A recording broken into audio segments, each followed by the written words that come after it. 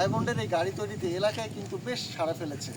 প্রতিদিনই অসংখ্য মানুষ তার এই গাড়ি দেখতে আসছে, আর নিজের যে বন্ধু বান্ধব আত্মীয় স্বজন আছে তারা তো ভিড় করে থাকছে এবং সুযোগ পেলে এই গাড়িতেও চড়ে বসছে। এমনই বন্ধু বান্ধব এখানে রয়েছে, তাদের কাছে একটু জানতে চাই এই গাড়ি তৈরির ফলে আপনারা কি মনে করছেন, ডায়মন্ডের এই কার্যক্রমটা কেমন হচ্ছে?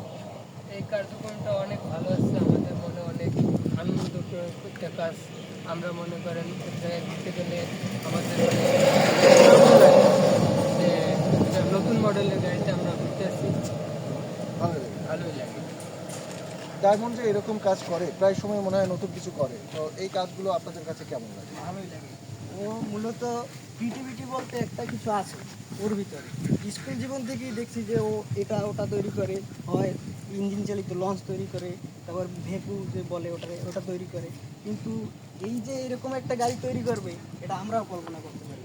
মূলত মানুষের ভিতরে ক্রিয়েটিভিটি না থাকলে সফলতা অর্জন করা যায় না। তবে ওর ভিতরে যেটা আছে এটা আসলে বলার মতো। ঠিক আছে, আমরা বন্ধু বান্ধব খুবই গর্বিত করছে, এই জন্য আমরা খুবই গর্বিত। বন্ধু বান্ধব তার গর্ববোধ করে। আমরা একটু শুনতে চাই যে এই যে আপনার বন্ধু একটি গাড়ি তৈরি করেছে, এটি আপনাদের মধ্যে নিজেদের কিছু করার জন্য ইচ্ছে দেয়? জি, আমাদের নিজেদের ভিতরেও কিছু করার ইচ্ছে জাগে। আমার বন্ধু করছে দেখে খুব ভালো লাগে, তার সাথে ছোটোবেলা থেকে একসাথে চলছি।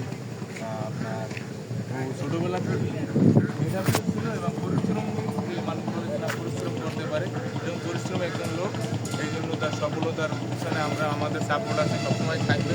যতদিন আমরা বেঁচে আছি ততদিন সাথে থাকবো, পাশাপাশি মনে করেন যে তার সাথে আমরা আছি।